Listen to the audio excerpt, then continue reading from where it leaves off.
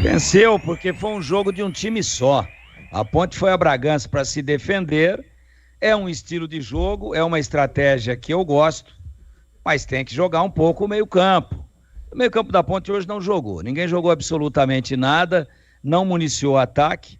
Já adianto meu voto aqui de melhor em campo para o Gé, o único que lutou, que batalhou e que criou individualmente duas oportunidades, mas assim, não é aquela oportunidade, goleiro fazendo milagre, né? Chutou ali entre o goleiro e o primeiro pau da trave na segunda chance, né? Abriu a perna o Cleiton, botou para escanteio, o Gé pressionado, mas lutou sozinho.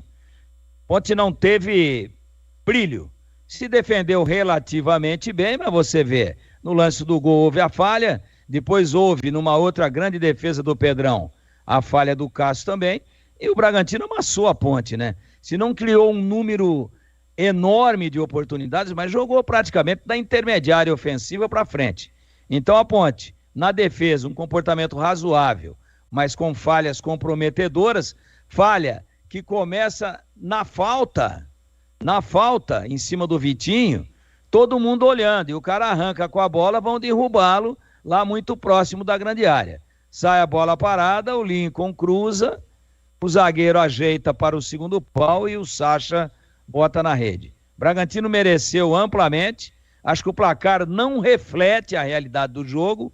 Para quem só vai ver o placar amanhã vai dizer, poxa, a Ponte, placar, jogo equilibradíssimo. Não foi equilibrado coisíssima nenhuma.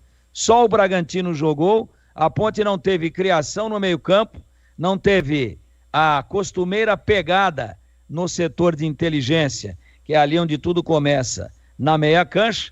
Na defesa foi razoável e no ataque viveu da voluntariedade física do Gé, apenas isso. Para mim, sai no lucro a Ponte.